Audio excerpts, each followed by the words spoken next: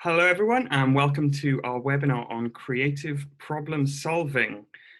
Thank you for joining us this morning. I'm Joe Nagel from the Innovation Beehive and I'm joined by Zach Curtis, the Capability Director at the Innovation Beehive. Slight change to the billing. We're in very good hands with Zach. Mock, the founder of the business, the founder of the Innovation Beehive, unfortunately is not feeling very well today. Don't worry, it's not coronavirus, but he's not up to being on a webinar.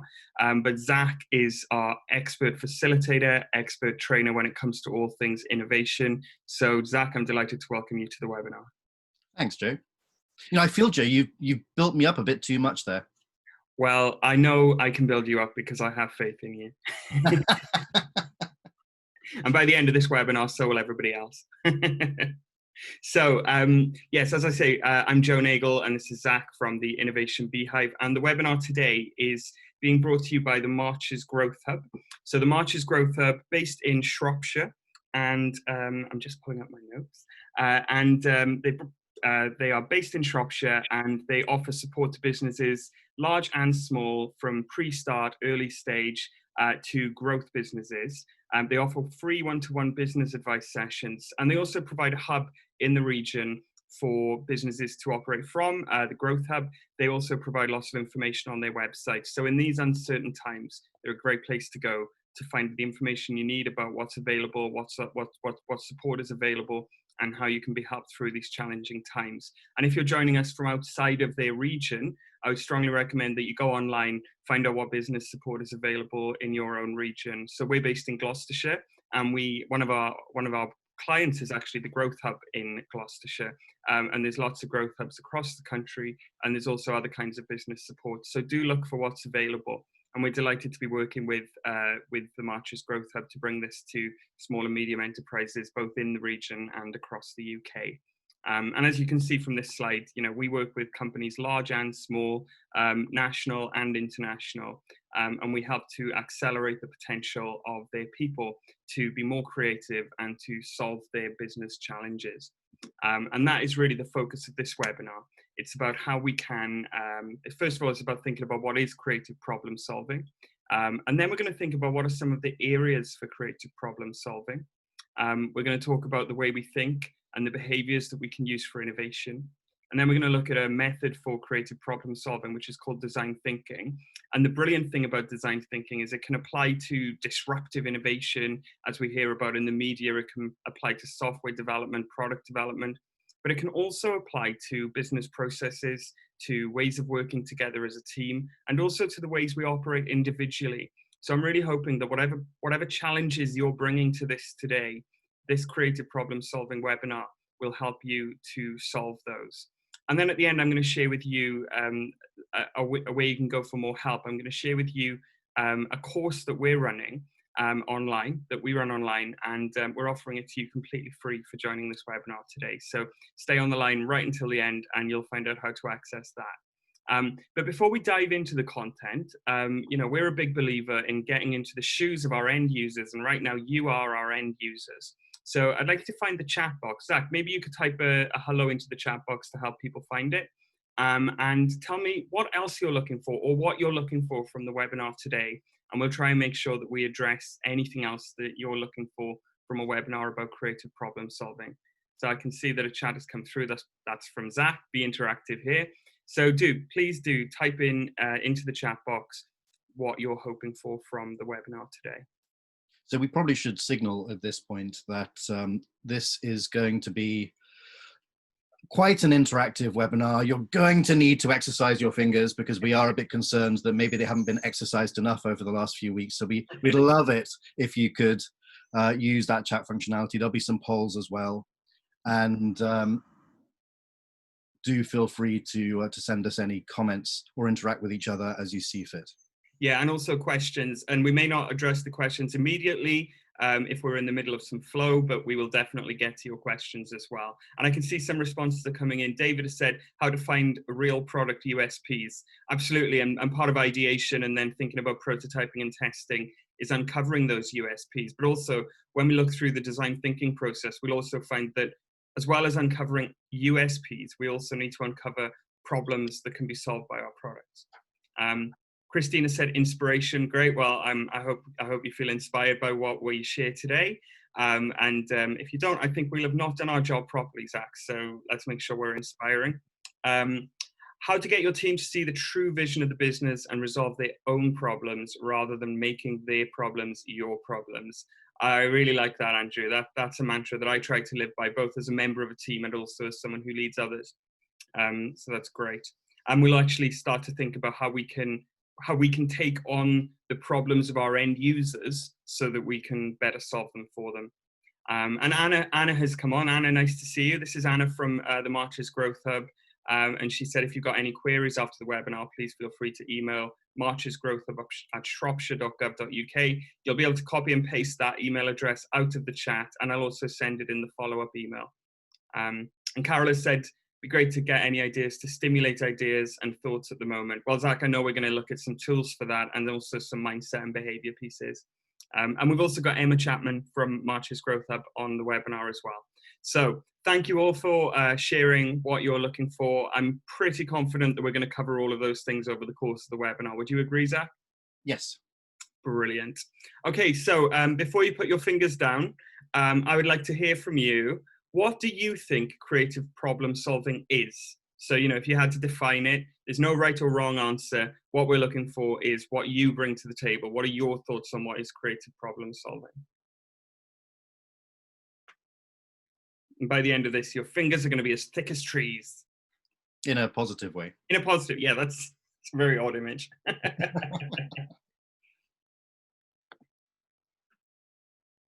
Whilst they're typing that out, Joe, I have an idea about what creative problem solving is. Go for it. I think it's about solving problems creatively. Or maybe it's not as simple as that. Maybe there's something else behind it. I'd love to see what people have to say.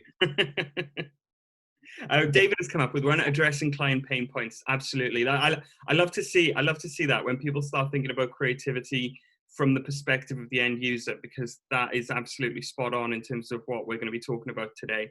So well, I like that David is, you know, he's talking about speaking to the real needs and motivations behind what the customer's after. Yeah. Christina said, thinking outside the box. Yeah, that's absolutely crucial too. And later we're going to share a method, a way of thinking about the way you think. And what David has talked about and what Christine has talked about are both really important parts of creative problem solving, and they come at different points during the process. Providing support to a business from the outside looking in, where you have fresh perspectives to solve their issues. Max, that's great, thank you. And actually, you know, even if you are within a large organization, you can bring that fresh perspective from outside. There's a lot of people who we work with in industry, and they call themselves intrapreneurs. So they see their role as thinking about how you can bring that external perspective, bring that outside thinking into the organization. And if you work outside, if you're a consultant or you provide a sort of client relationship to your customers, then you can absolutely bring that outside perspective, and that'll be one of the reasons why they want to work with you. Mm-hmm. And Carol has said, I do wonder what creative means, thinking of something in a different way, not necessarily new, but focused on the problem. I love that. Absolutely. Not necessarily new is really important, actually. We don't need to reinvent the wheel all the time. Sometimes it's about taking a solution that already exists, but applying it to a need that hasn't yet been met. And Andrew, one of our clients, Joe, calls it steal with glee. So it's absolutely fine to take something from one particular industry, perhaps a piece of stimulus, and then transfer it over into whatever it is you're working on. Absolutely, absolutely. And Andrew has added that defining a problem, brainstorming, deciding on a solution, implementing, and then review. Well, Andrew, I think we could possibly hand over to you. That's a very, very good way of describing the process that we're going to look at later. So fantastic. Thank you all. That's brilliant. And Zach, I think you're going to talk to us about what are some of the areas, the broader areas that we can apply creative problem solving to. So not just product and software development, but other areas of life. So I'll flip on to the next slide. Great. You pretty much covered the slide there, Joe. That's awesome. Hey, the good news is we're having fun, right? I'm totally aware that the light reflecting in my glasses is distracting me. So I think I'm going to go without glasses. So I hope I can, you know, see what we're doing. Whenever I think about creative problem solving or innovation as a larger bucket of things, Of course, it's quite natural to go with some of the big innovations that we might think of, such as the iPhone, or something really groundbreaking and disruptive in a particular industry.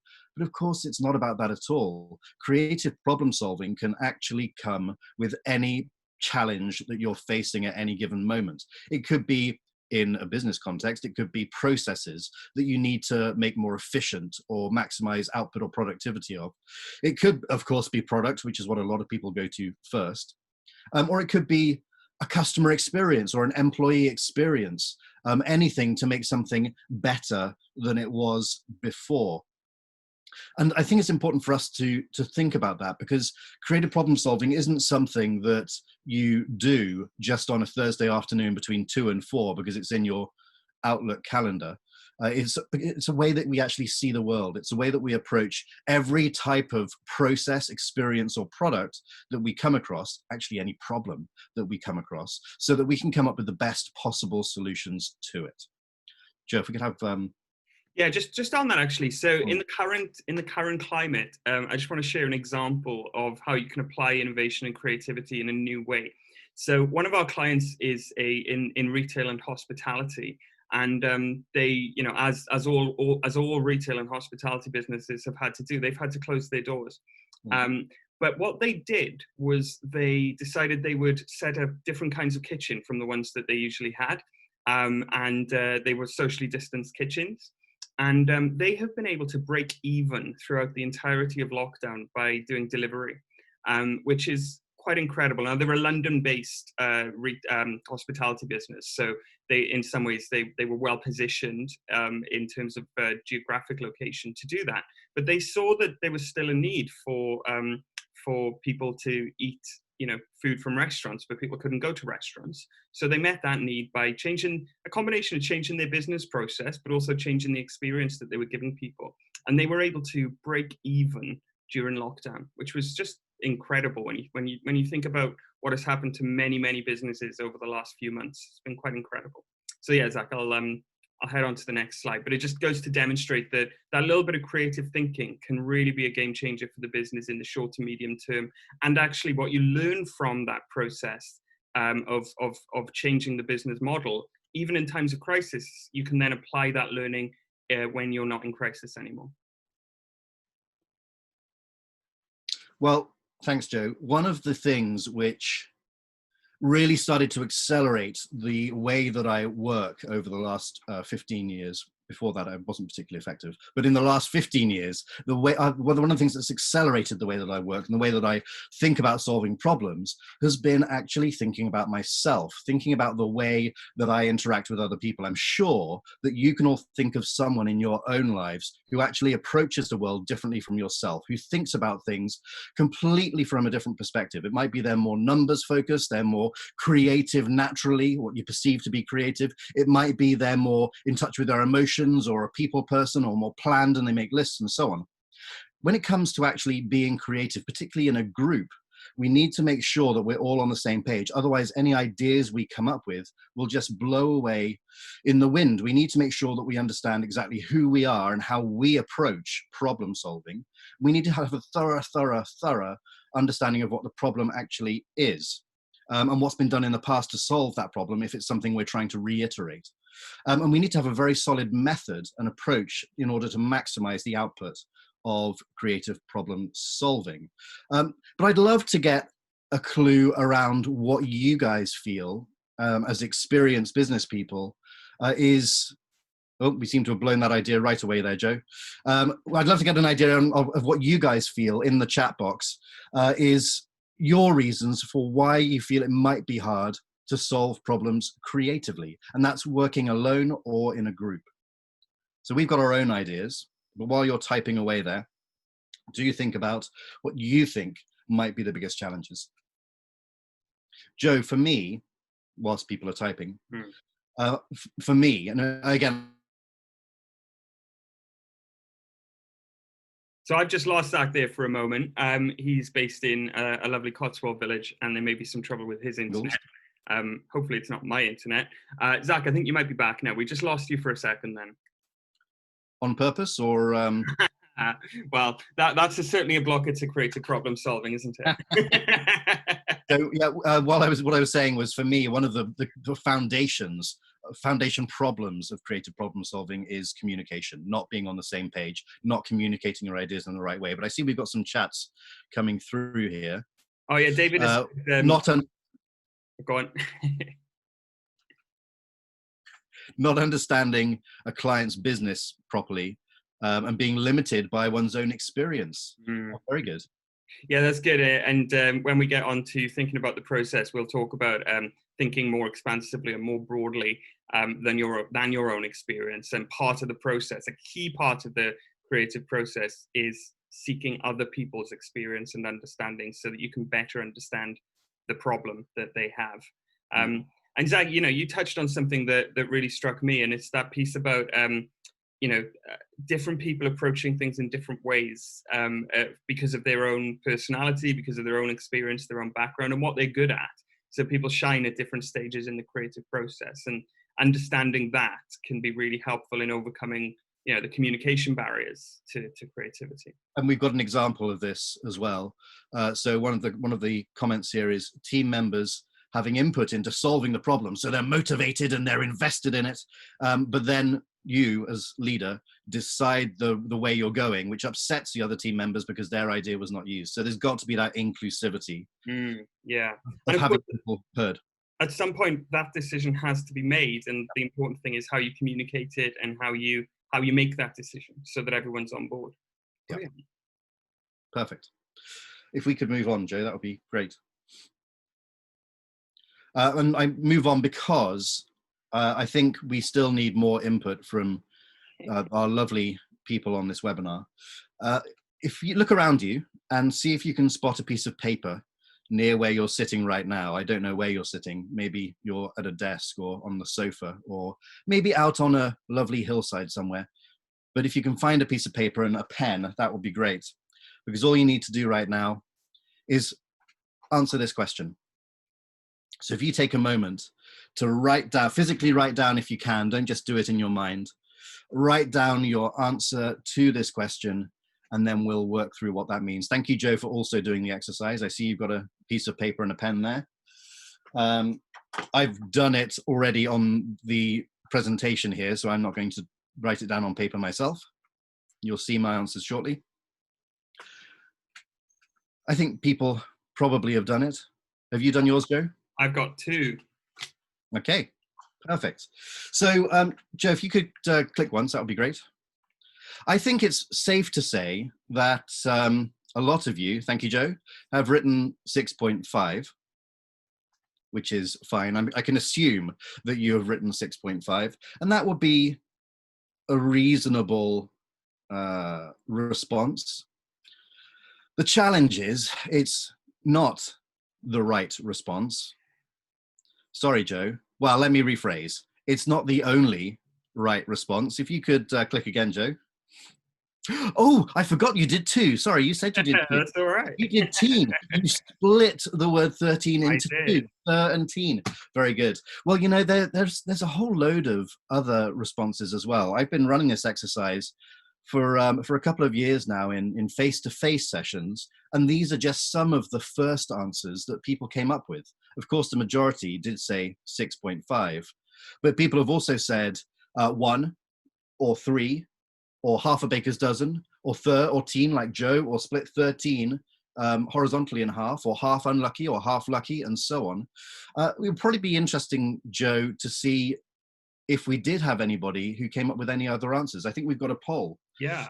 Which will be on your screens now. And of course, there are loads of answers beyond these ones. But if you did come up with anything other than 6.5, I'd love to understand what it might be. And if you came up with something else entirely, feel free to type it in the chat. We're always looking to add to this slide with more insightful and more different responses. I have had people who've there was one person who wrote, they rounded up to 7. If there are any accountants on the call, I apologize for the roundup. But they rounded up to 7. They wrote it in Japanese. I've had two other people over the last year doing it in binary, rounding up to 7. Roman numerals as well. So yeah, it's quite fascinating. But few more people left to use the poll if you are able to do so. We'll wait perhaps another 5 I think seconds. most people have done it. So I think we'll share that Yeah. and share the results. So the first thing we need to comment on is that if you put 6.5 and that answer alone, that actually has no reflection whatsoever on your creativity. That has no reflection whatsoever on your ability to come up with lateral ideas.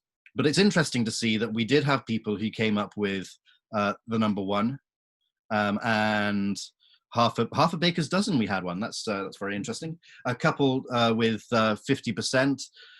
We had people coming up with thir as well as team. So there was a range, which is good. But what is the point of this exercise? Well, the point of the exercise is that when you're thinking about solving problems, whatever you think is the right answer isn't necessarily the only right answer. And because it's not the only right answer, it feeds into that comment we had earlier about being inclusive for people. Creativity is very much about embracing the ideas and encouraging the ideas of everyone around you. That's also linked to the comment we had earlier about seeking stimulus. When I'm thinking about solving a challenge creatively, I could do something completely random. For example, I can look out, I'm in the Cotswolds at the moment. I can look out of my window, I can see lots of trees. If I think about the way that a tree grows, deep roots, leaves, seasonal, etc., I can take principles from that and apply it to the problem I'm facing. So the broader we can be on actually encouraging as many different answers to a problem as possible, the more likely we are to get a positive result at the end of it. Good, thank you, Joe. Great, thank you, Zach. I think, do you want to delve into those behaviors a little more? Well, I am often very well behaved, so I think I will. There are a number of different behaviors that we need to embody, and we need to think about behaviors first before process and methodology, because that mindset piece is really, really key to ensuring that we and the people we work with are able to work as effectively as possible with the right approach in mind. And regardless of whether that's a team you're working with inside your own business or whether you're advising others as a consultant, you need to be able to signal, you'll see that on that right there in front of you, the approach that you want them to take very clearly so that everyone falls in line and the process becomes efficient and smooth. Now, those 4 behaviors are firstly and importantly expansive and reductive thinking. Now, those are 2 modes of operating where one, expansive, is very broad in the way that we think, and you'll see that as we go through the process later. There are moments in the process where almost anything goes, where the goal is to get as much information or to come up with as many ideas as we possibly can with no judgment whatsoever, with no reduction in the way that we think at all. The sky is the limit in that particular mode. But there are also times when being reductive is really important, and our ability to be able to narrow down effectively to a particular point will come into play. Now, those 2 modes are only useful if we are able to signal to the people that we're working with how those modes should be used. So for example, if I were working with Joe on coming up with ideas and Joe was being very, very downtrodden, raining all over my ideas. I never would. Well, we'll see. And you need to signal very clearly that right now we are, Joe, right now we are being expansive, because we talked about this behavior. We're being expansive right now, and any idea is a good idea. So we need to be able to make that communication very clearly with an understanding so that we're not crushing any of the potential creative ideas. One of the reasons for that is that even troubled ideas can lead to something really, really good, and something else can grow out of it. There's 2 other behaviors. One is fresh eyes.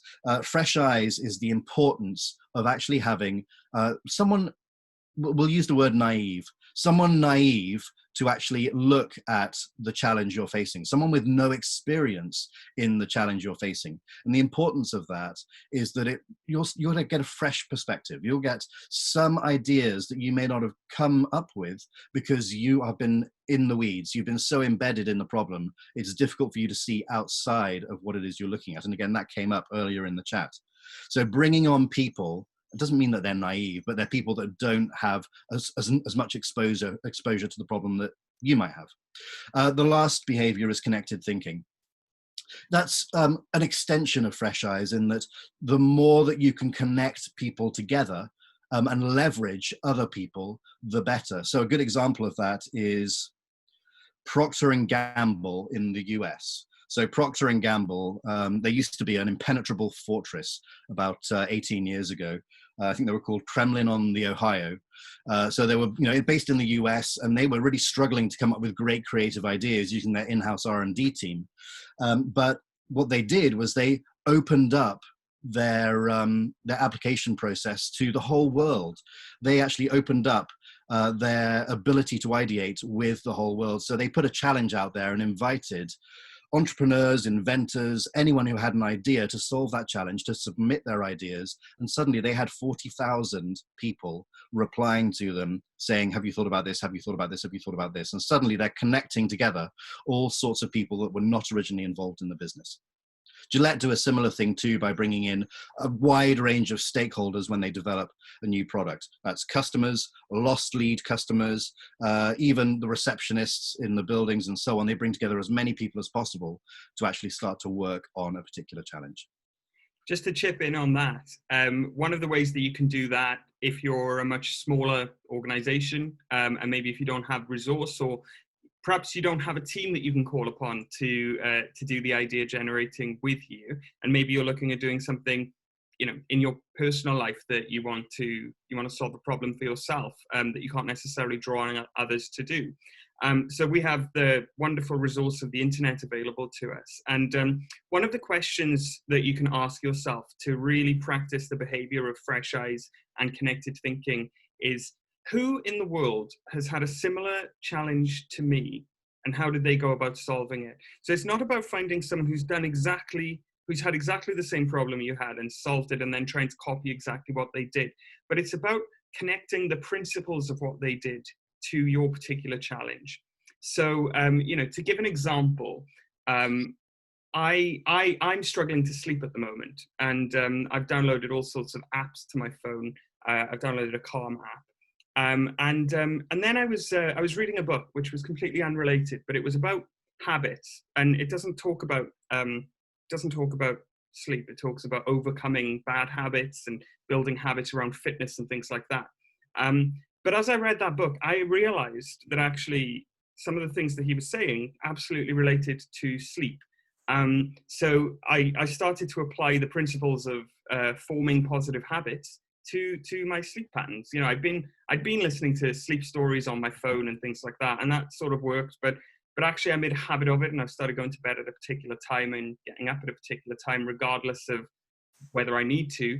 And I'm building that new habit. And it was all because I read a book about forming positive habits for fitness. So it was about connecting one thing from one world to the thing that was in my world, and joining those things together and finding a solution that worked for me. That's good. I was just reading a book about habits, Joe, it's just here, called The Power of Habit by Charles. So I can't read it from here. Duhigg.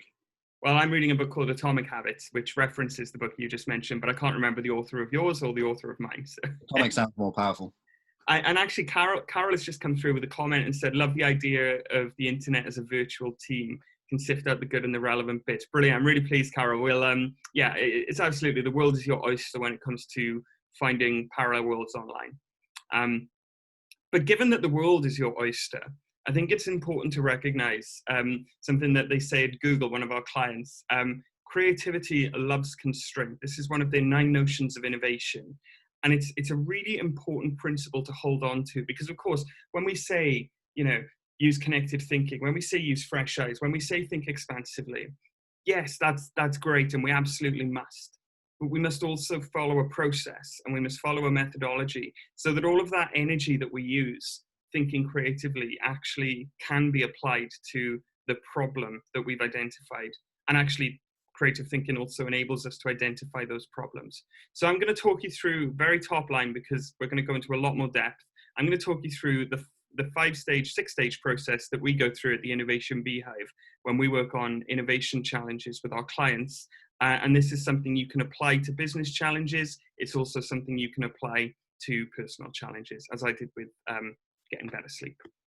So this is called design thinking.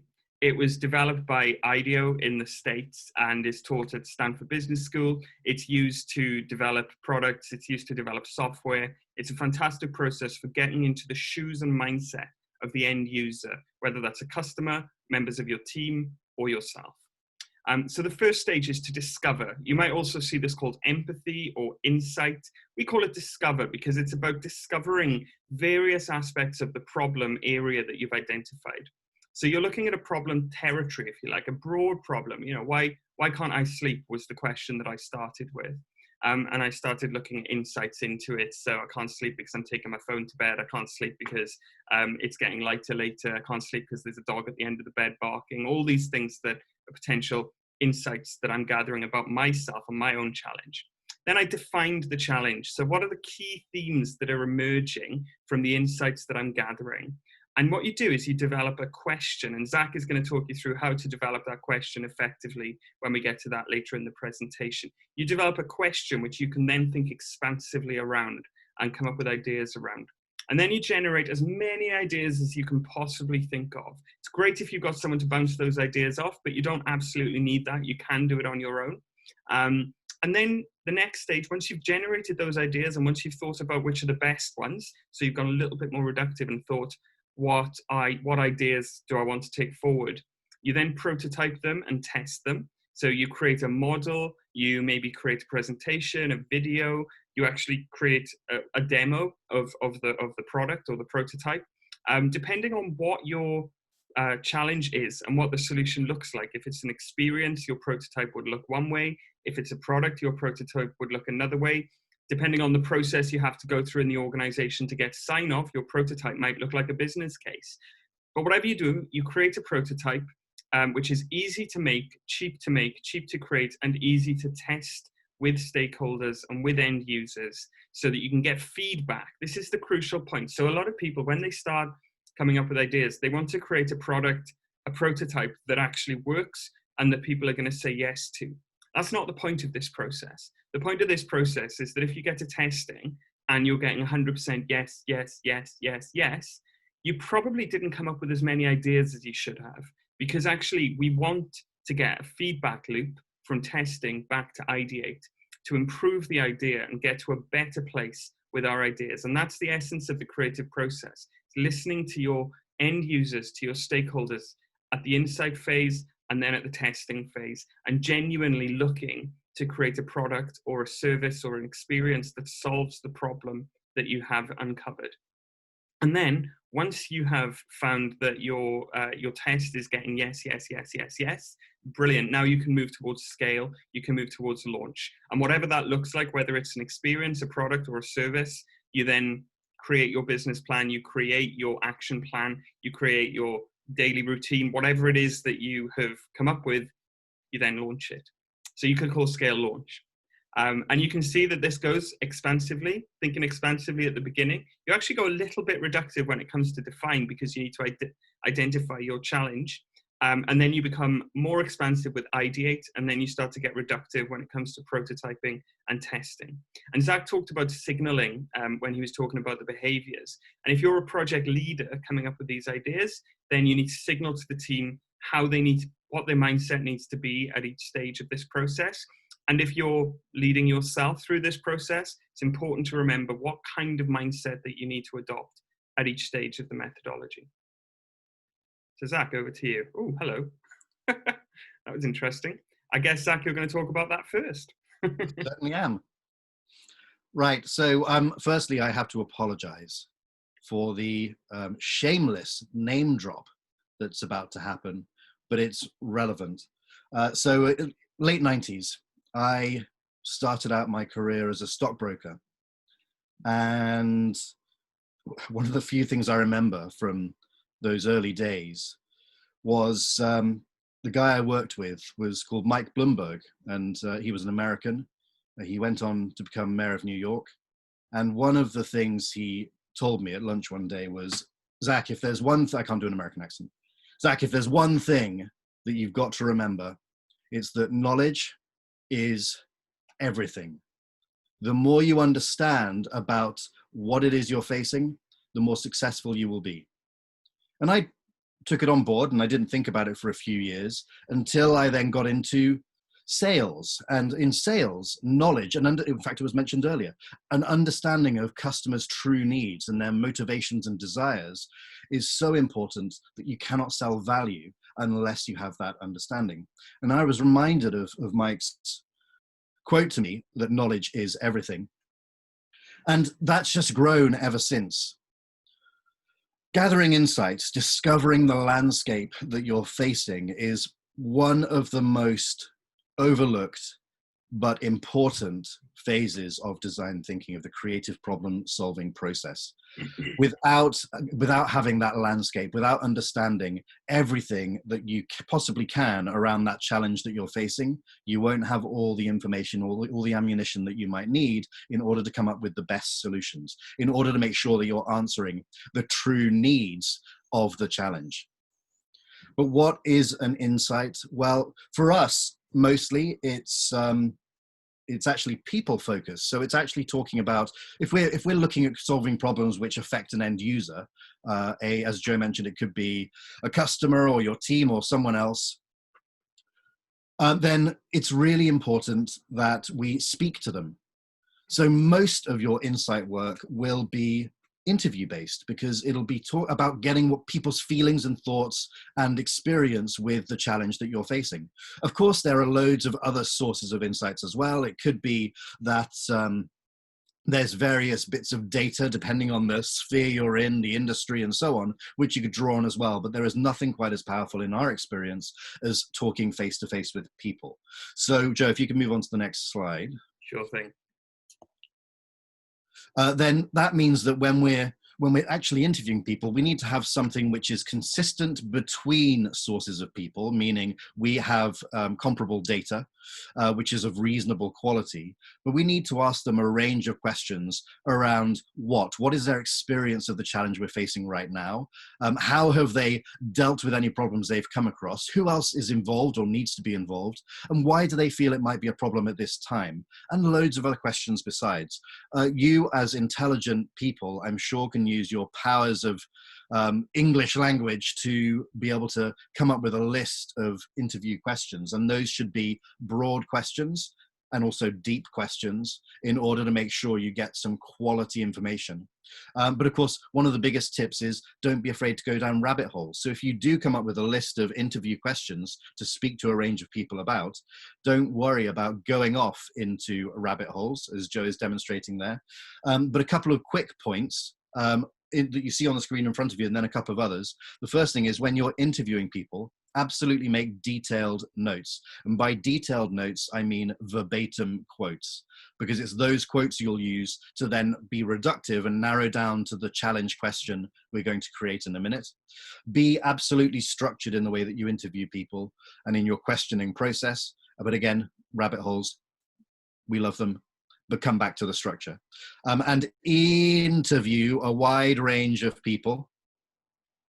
And what do we mean by wide range of people? Well, you know what? Everybody you can think of who is and isn't involved in the challenge you're facing. So it might be people who've already experienced that product or process or whatever it is, or it might be people who haven't, or it might be people that haven't bought a particular product, or it could be people that are involved in some way, your boss, your boss's boss, people that work for you, who knows? Whoever you think might have fresh eyes or help you to make a connected approach, use them and interview them. We typically interview perhaps 16, maybe 16 to 20 people. We can get away with 12 and get quality information, but the more you're comfortable to get, the better. Joe. Yeah, and just to draw a couple of key points from that, and also to add to it, I really loved Zach's story about, was it Mike Bloomberg? Yeah. When he talked about the key point being knowledge is everything. And one of the things that a lot of people miss when it comes to insight gathering is that you get a load of quotes, and then you have a load of quotes, and you'll tend to be drawn to these quotes and to one or two quotes. Now, what each of those quotes actually represents is a data point, okay? Now, what you need to do in the insight phase, and when you move into the define phase, is actually turn that data into knowledge, into insight into the challenge. Because if you have just a whole load of data points, you haven't really got insight. You've just got a load of quotes. And the other thing to say is that interviews are a brilliant technique for gathering insight. They are one technique, and there are a number of them. So one of the best ways of running the insight phase of your project or your creative problem solving, depending on your resource, it's always good to talk to some people, definitely. But in the current situation where you can't be face-to-face with people, you could say that an interview could be that you put a post on Facebook asking some questions. Now, the key thing is that anyone who responds in the comments, you actually respond to them and you dig deeper, or you take them offline and have a one-to-one, in instant messenger or whatever. So be creative in thinking about what an interview actually means. Now, the one thing I would say is that a survey isn't an interview. A survey is a valid and useful tool for gathering insight, but it really needs to be triangulated with qualitative data where you can go deeper. So a survey, you can't ask further questions if people have responded in a particular way, whereas instant messenger chat, you can. Phone call, you can. Have a mini focus group, bring a few people onto Zoom. You can do all of that. The key thing is that you're able to ask questions and then respond with other questions depending on the response you get. That's how you get that deep insight, and that's how you go down those rabbit holes. And of course, rabbit holes lead to wonderland. So that's the advantage of interview technique, is that you can go deeper. And I just want to give an example of an insight that was gathered through this kind of deep insight gathering, this deep interviewing. There's an illness called Pku, which particularly affects young people. It's an autoimmune disease which affects digestion and really impacts on what people can eat. And it also means people need a huge amount of medication on a regular basis. So the question that was posed to the innovation company that worked on this was, how can we increase compliance with medication? Now, the medication it means you have to be really careful what you eat when you take it. So you could say, well, if people aren't taking their medicine, then we need to give them, pill boxes that say Monday to Sunday, and they'll take their medicine because they know which medicine they need to take. That's the solution to the problem of how can we increase compliance, right? No, because actually what they did was they went and asked these young people and spent time with them, spent time alongside them, spent time with them, really got into their world and began to understand what real problems they were facing. And some of the quotes that came out, which enabled the innovators working on this project to tease out some challenge questions, was, I just want to be like everyone else. Being ill makes me look like the odd kid. And I like to hang out and snack with my mates. This illness makes it hard. So actually, the reason they weren't complying wasn't because they were forgetting, wasn't because they didn't know which day they needed to take which pills. It was actually because they wanted to be like everyone else. And, in that moment, they made the decision not to take their medicine so that they could eat a cheeseburger. So that was the insight that was uncovered, that there was a desire to be more like their friends and not be isolated in their group. And we're going to use this case study as we go through the rest of the methodology. So we'll get on to what they define that challenge as and how they solved it later. But Zach, over to you. Oh, thanks. Now I'm again concerned that it's been way too long since we've heard from anybody, and we should probably do something on the chat. And that would just be, what does this person need? If you could type a quick answer into the chat, that would be awesome. So we've got a person there, they're reaching up for a book, but what is it they actually need?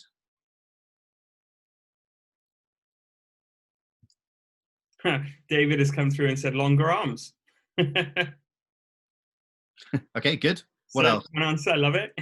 Any other thoughts on what this person needs? Step ladders. Mm-hmm. Okay, very good. Keep it coming. We surprised people there, Joe, with the chat request. A tall assistant, yes. Yeah.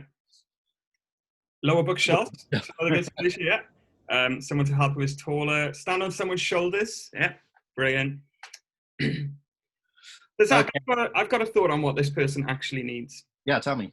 So inside that book is going to be some knowledge, some understanding.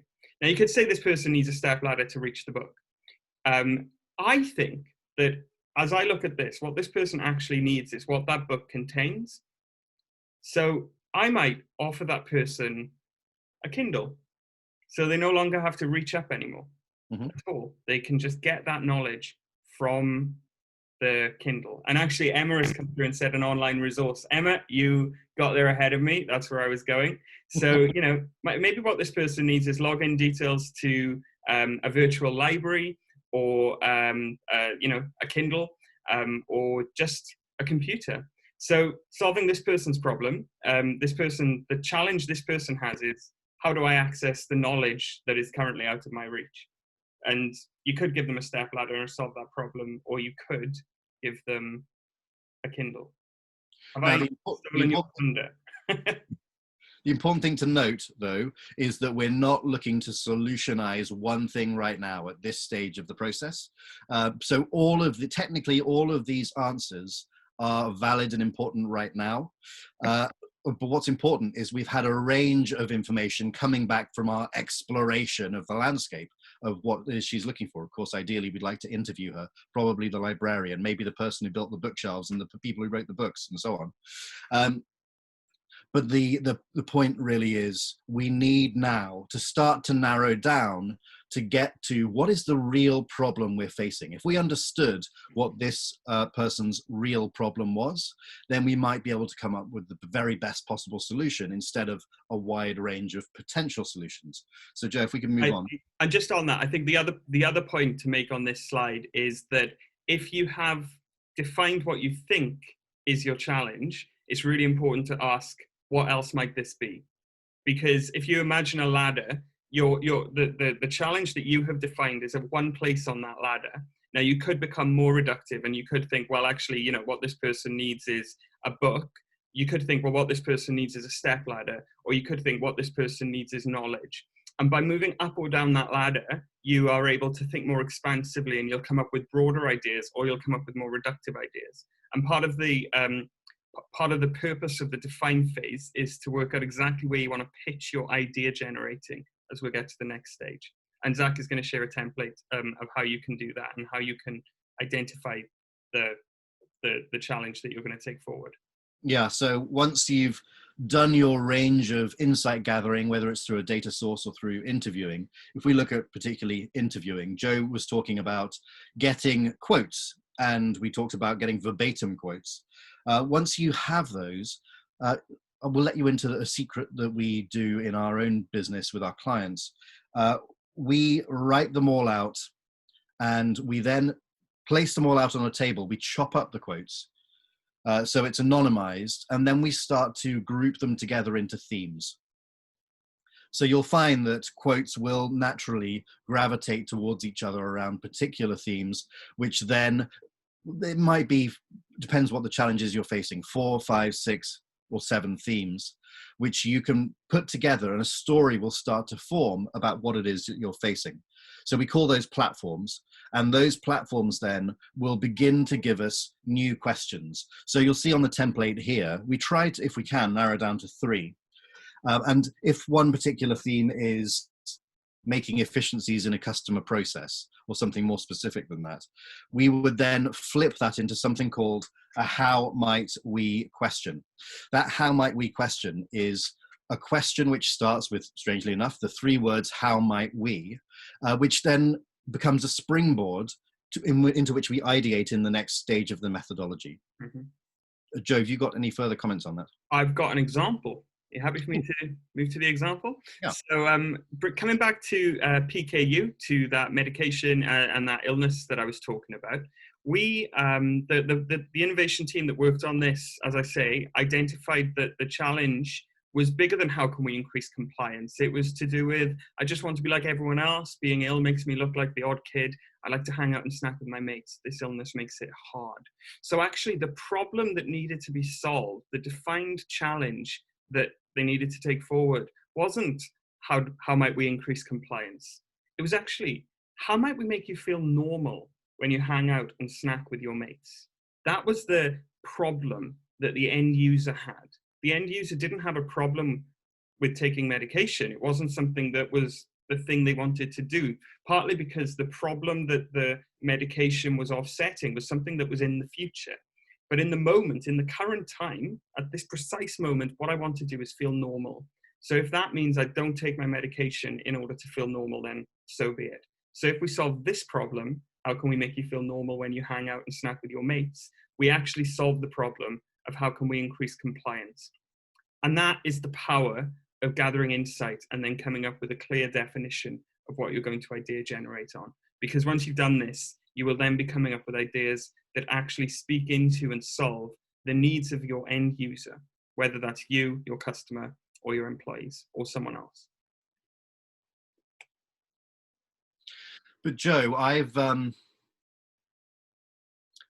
up with ideas before, a lot of ideas, and I know this because I've sat in a lot of boardrooms, and I've led teams, and I've been in teams where we use a lot of these. Amazing how we have some close to us. And we've said, right, let's have a great idea. We need to solve X problem. Come on, team, together, let's do it. We need to create a new Magnum ice cream.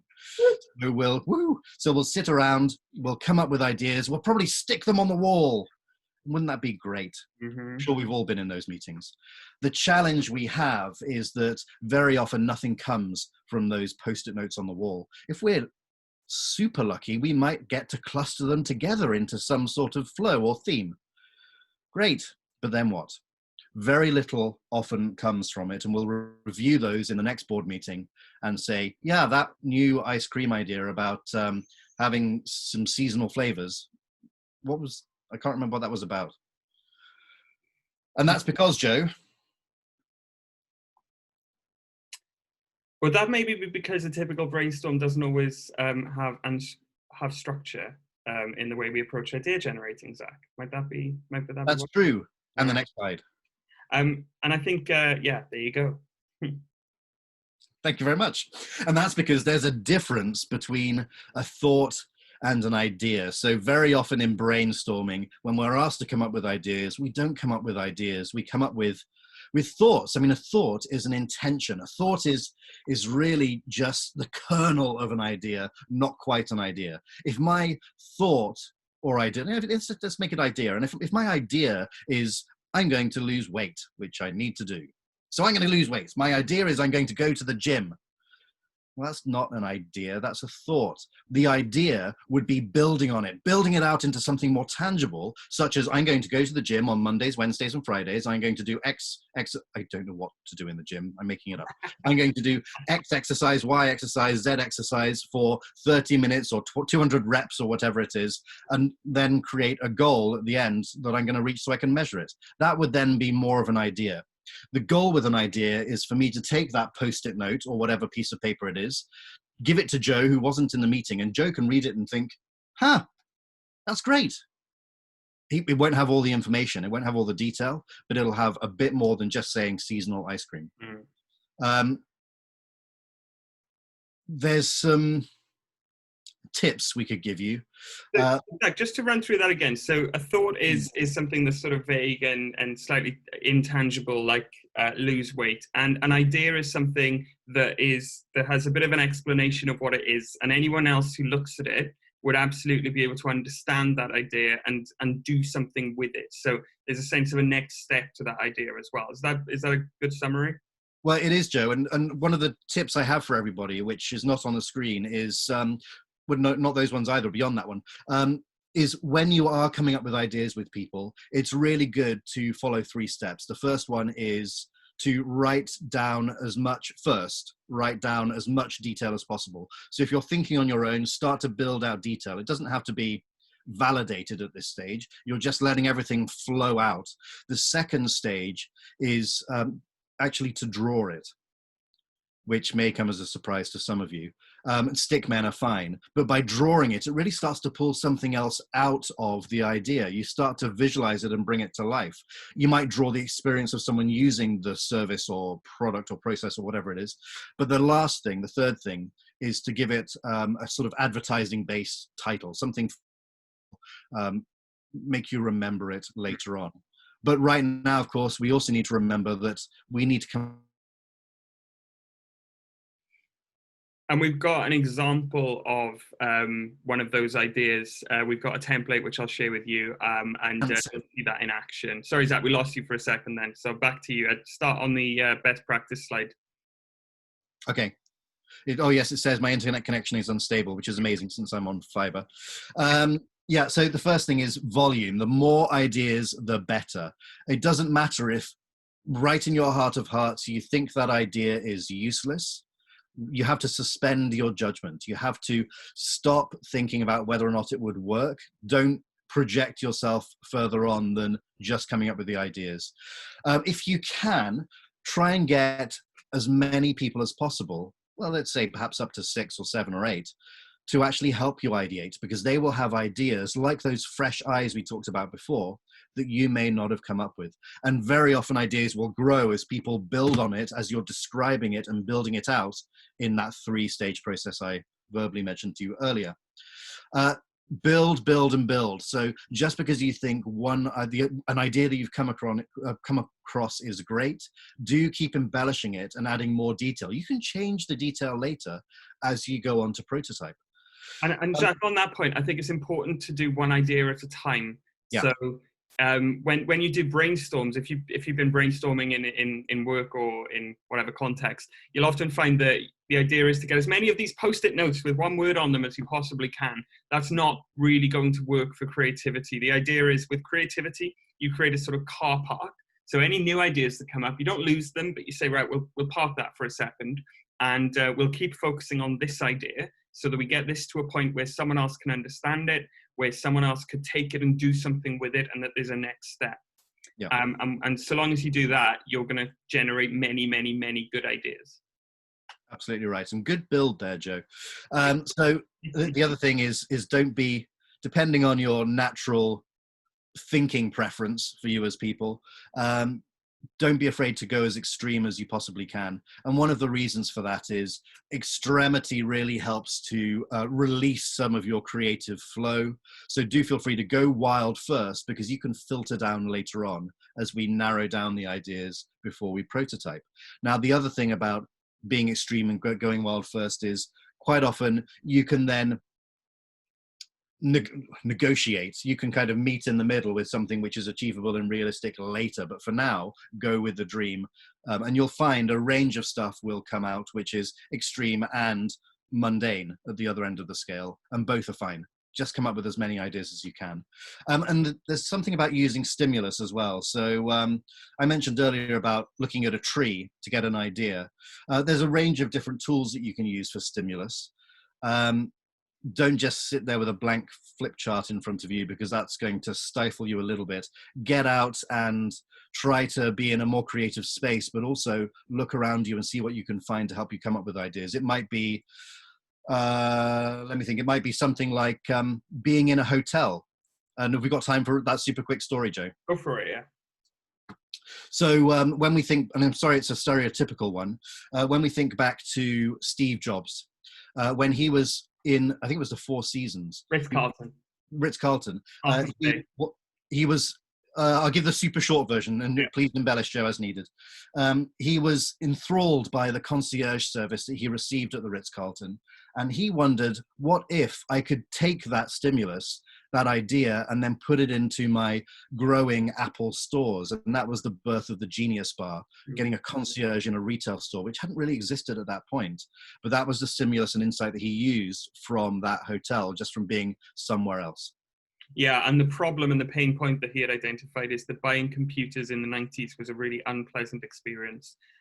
So he, not only did he create the Genius Bar from that piece of stimulus, he also said, right, well, you know what, we've got 4 products instead of hundreds of potential products, because back in the 90s, so I'm told, I'm a little too young to remember, but I understand that you used to have to basically build your own computer or buy a fairly mediocre one off the shelf. But Apple wanted to provide amazing computers to people that were easy to buy and delivered the results that they needed.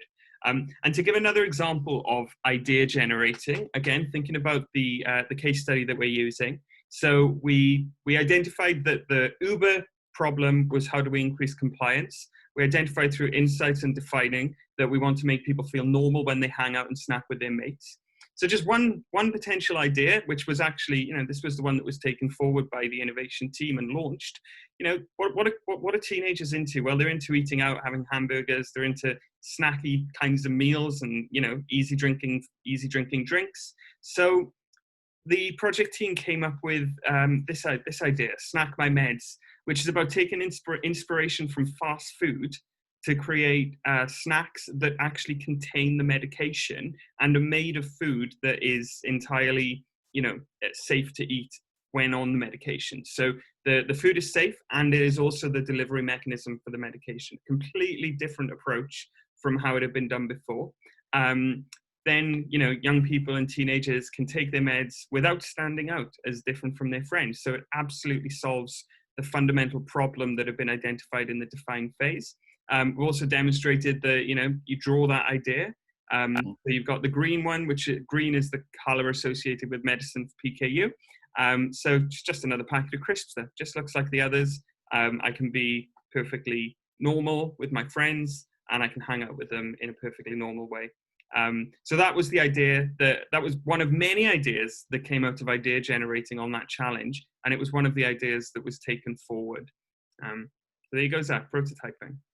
Okay, great. So when you have your wealth of ideas, there's a few different ways that you can begin to narrow down the ideas to determine which one you bring forwards to prototyping.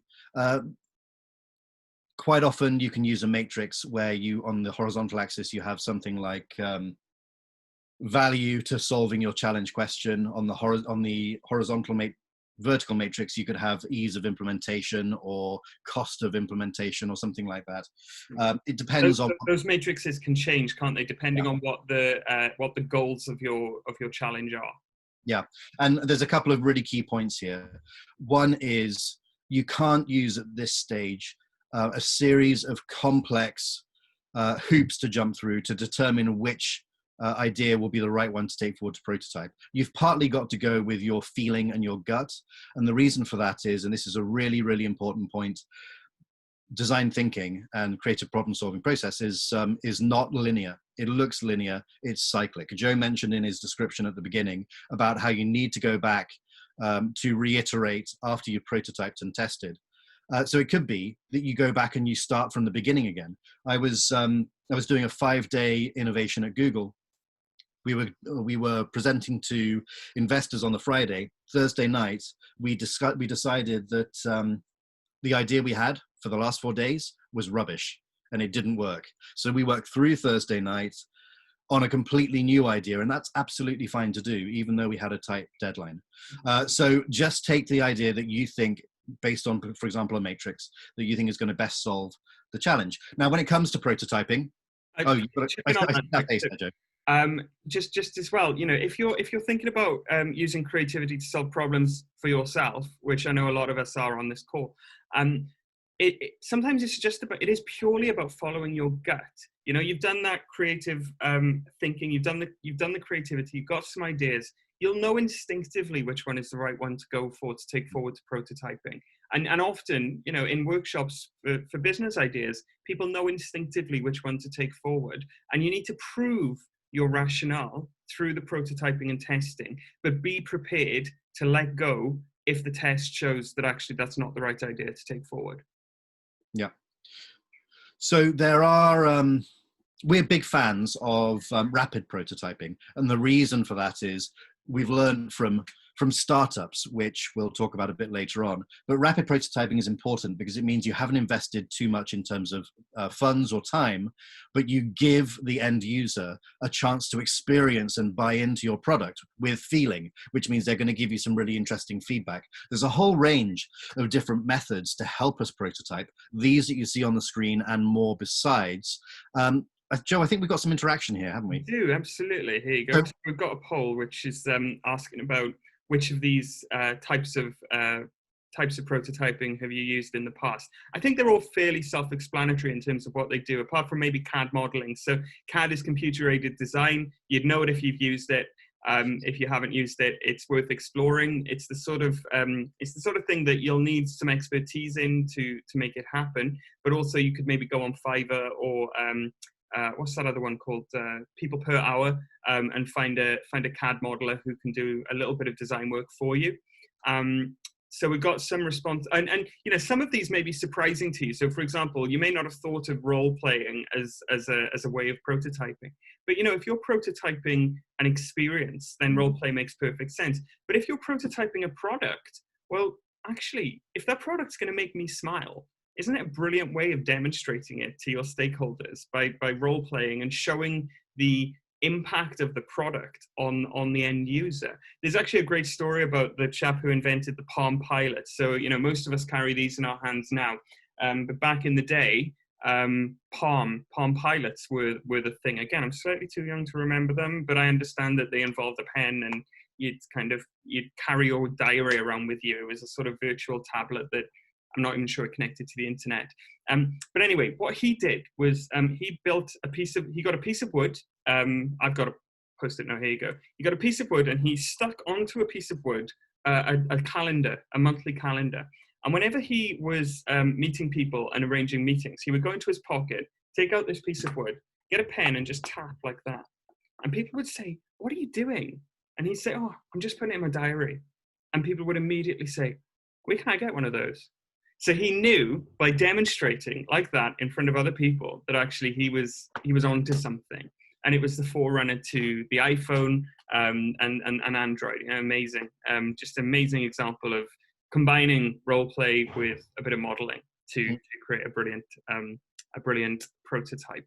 So most people have responded. So I'm just going to share the results. And you know, it's not actually surprising. The winner is presentations, and presentations can be a brilliant way of prototyping for sure. If your organization demands it, do it. But why not try something else as well? And I can see that we've had some other responses, you know, drawing, animation, storyboard, role play, cardboard or Lego modeling. The more creative you get in your prototyping, the more likely it is to appeal to different personality types, and then you'll be able to draw out different responses from people. Zach? That's exactly what I was about to say. But having said that,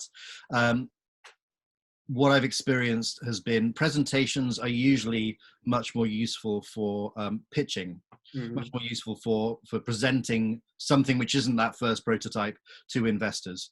I would strongly encourage everyone to try, as you said, anything more creative. EE regularly do cardboard modeling, as do Obamacare when they brought out their in the US, when they brought out their app. Well, they brought out their app.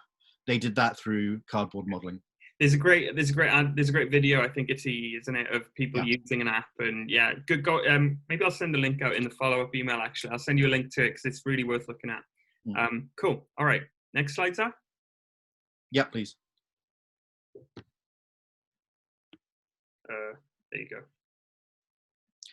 So it's possible that lots of you have done lots of stakeholder mapping before. You may have done something more or less sophisticated than this. We quite like straightforward stakeholder mapping because it speaks to something rapid. Now, remember that behavior of connected thinking. When we are looking at putting our prototype forwards to test, we're not just going to test it with our perceived end users. We want to test it with a wide range of people. But it's also about understanding who needs to be involved in our project going forwards, especially if we're working alone at the moment. So we put them on a map. Closer to the center would mean, and we probably put names as well, closer to the center would mean they're absolutely key to the success of our particular project. And as they go out through the concentric rings, it means they're less involved, but still need to be involved in some way. Yeah. And these are people who you would share your prototype with, Zach? Yeah. Exactly.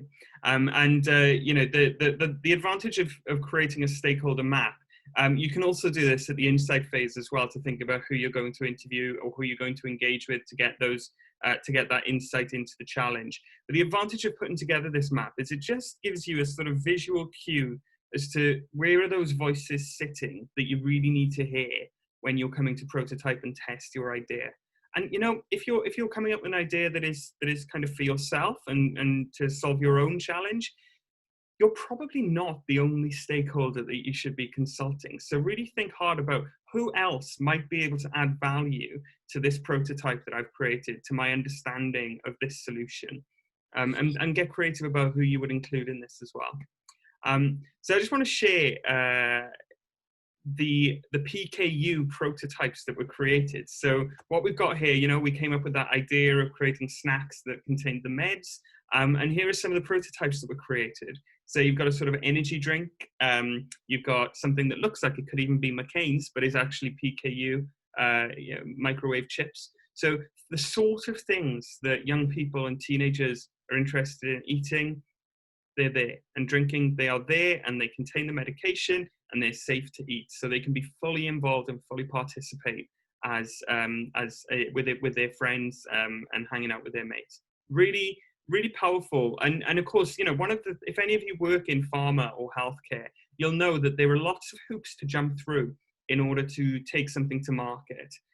And this process doesn't take those hoops away.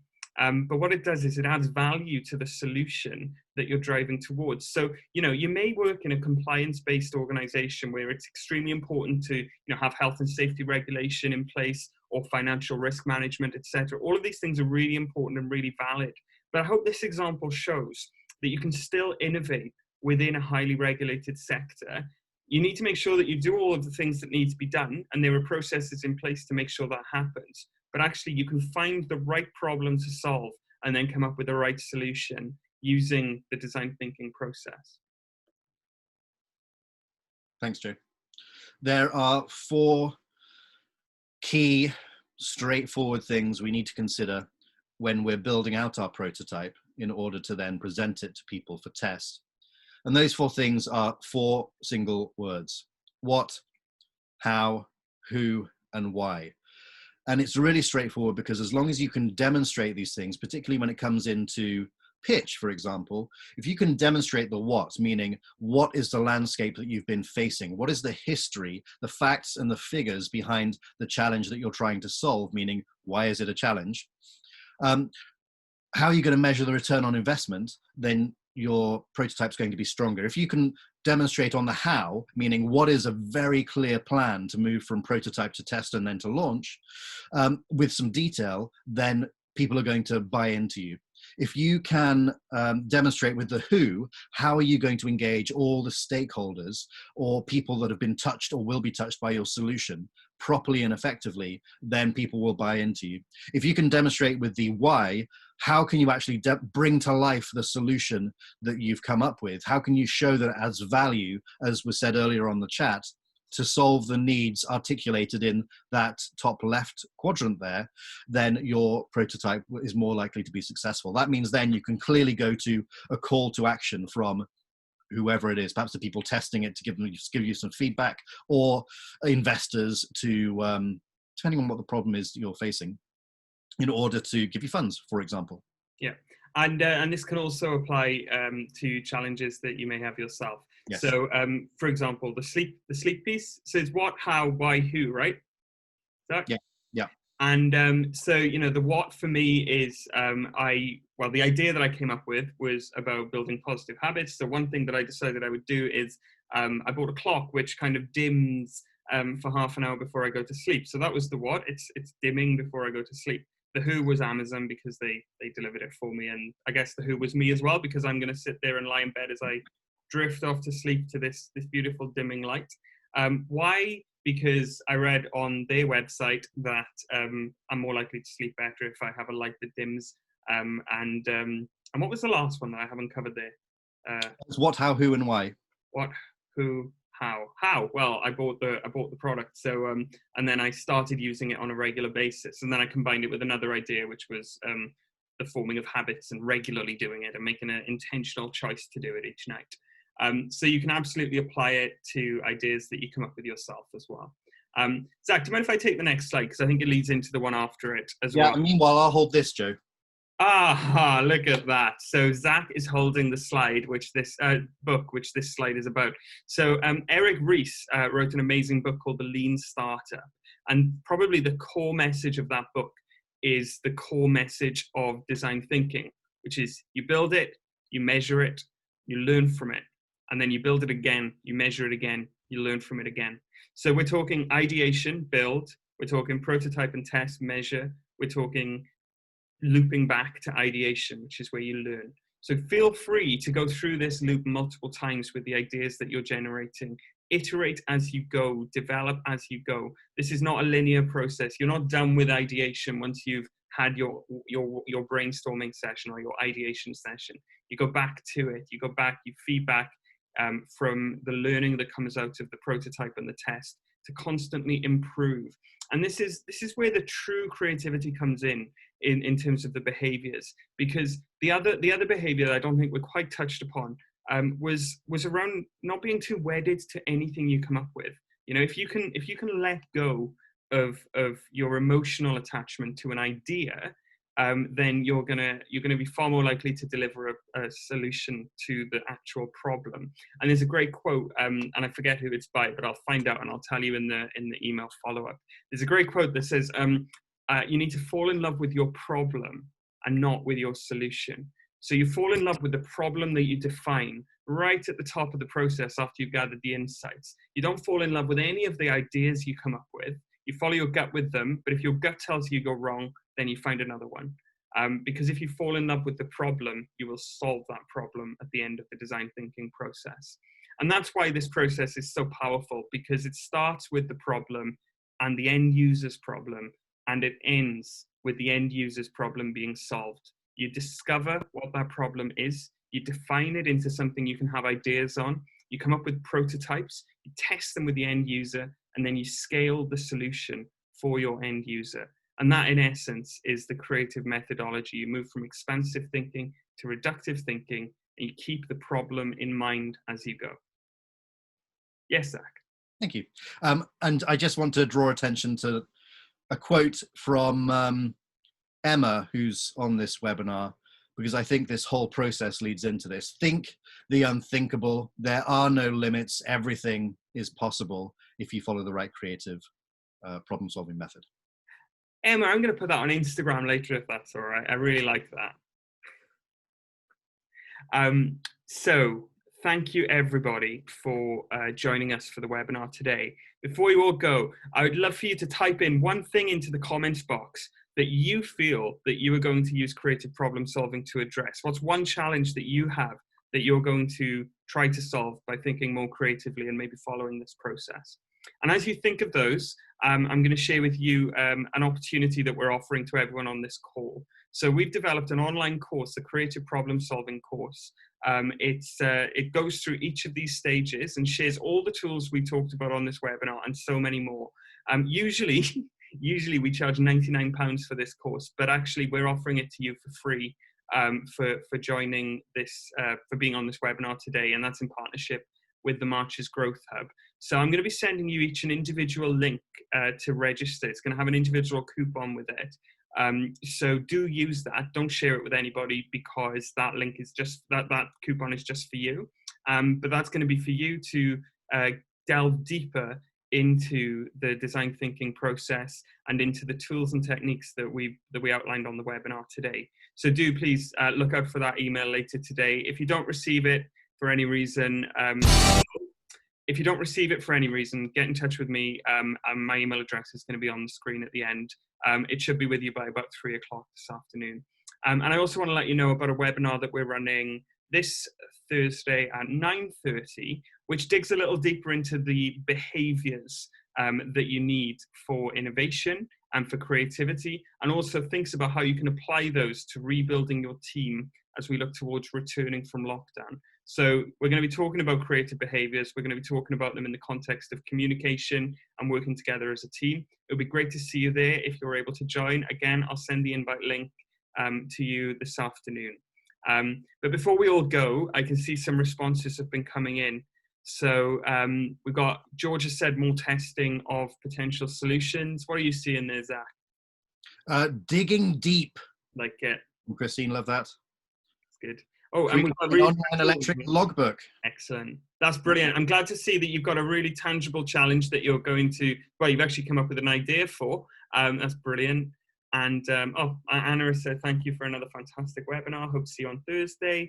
And Carol has said, This reinforces some of what I thought. I like the idea of going to the extremes and going wild. Yeah, absolutely, Carol. And actually going right back to insight, there's a really good point in what Carol has written there. If you look to the extremes in the insight stage, so look to the craziest extreme, the 0.00001% of your target market, the most extreme that you can think of, well, they will be able to tell you something about the person who's distinctly average. And it's really important to remember that there is no average. So looking to the extremes can also inform the insights that you develop. Coming up with a good name for the idea is a good takeout, and Lego, using Lego to come up with ideas and prototypes. Brilliant. Well, look, thank you all so much. I'm glad you got a lot from this. Look out for my email later today. There'll also be a SurveyMonkey link to get feedback on the session for the Marches Growth Hub. Thank you to Anna. Thank you to Emma for putting this series of webinars on. It's been an absolute joy to share our knowledge of creativity, of leadership, and of virtual working with the sort of business community in Shropshire and the Marches. My email address is on the website there. Please do get in touch if you've got any questions about creativity and innovation. Look out for my email later today. So, Zach, thank you for stepping in at short notice to run this webinar.